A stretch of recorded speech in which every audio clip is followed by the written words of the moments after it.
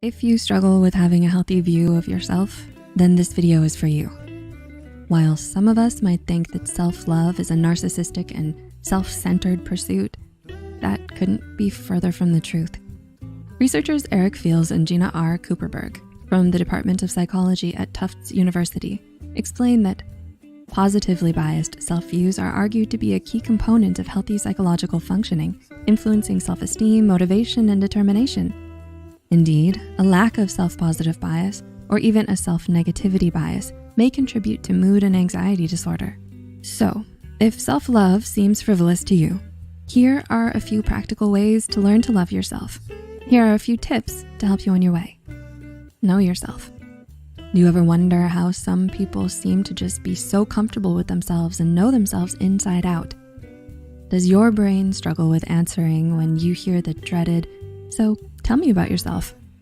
A lot of us have been there, and a fun solution actually exists for those moments. Take a piece of paper or your notes app and put your name on top. Divide the page into 4 parts.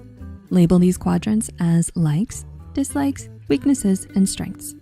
Now start filling in the spaces under those quadrants. You don't have to do them in order, just go with the flow. It definitely helps to be alone and allocate time for this exercise, however long you feel comfortable.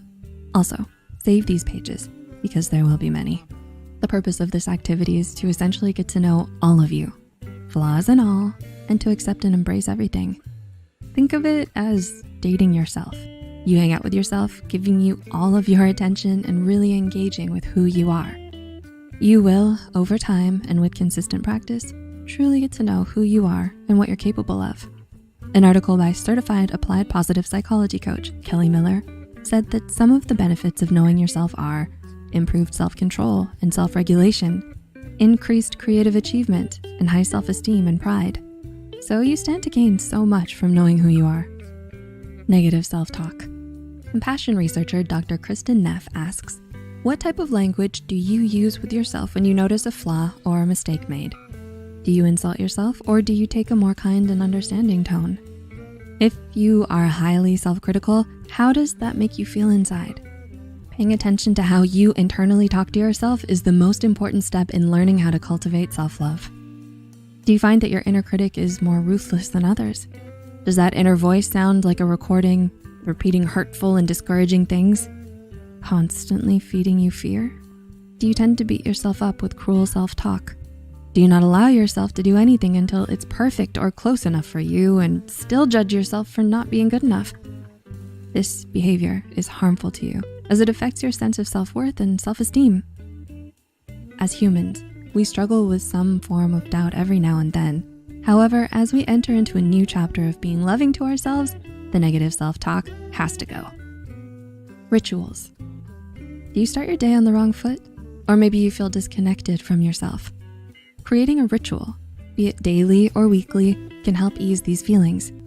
Rituals are meaningful practices with a deep sense of purpose. As opposed to a habit, rituals require you to be a bit more mindful and focused. Take time out of your busy day for self-care rituals, whether it's physical activity, meditating, journaling, or praying. Clinical psychologist Dr. Deborah Koshaba says the benefits of creating these personal rituals are: you'll love yourself more when you take better care of your basic needs.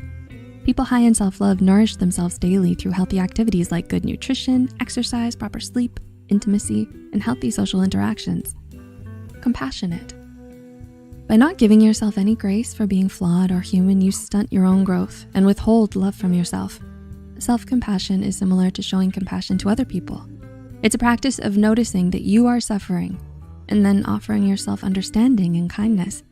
Kristen Neff, PhD, stated in her book, Self-Compassion, The Proven Power of Being Kind to Yourself, that you may try to change in ways that allow you to be more healthy and happy. But this is done because you care about yourself, not because you're worthless or unacceptable as you are.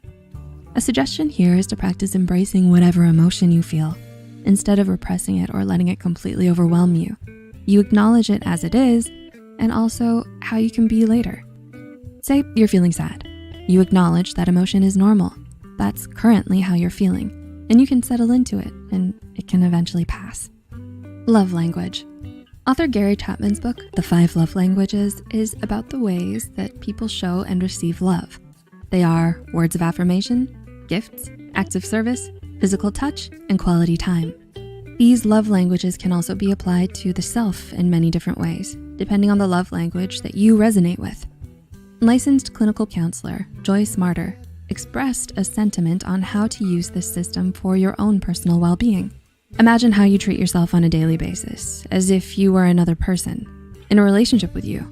By discovering your self-love language, you can incorporate daily self-love practices that are specially catered to you and make you feel better.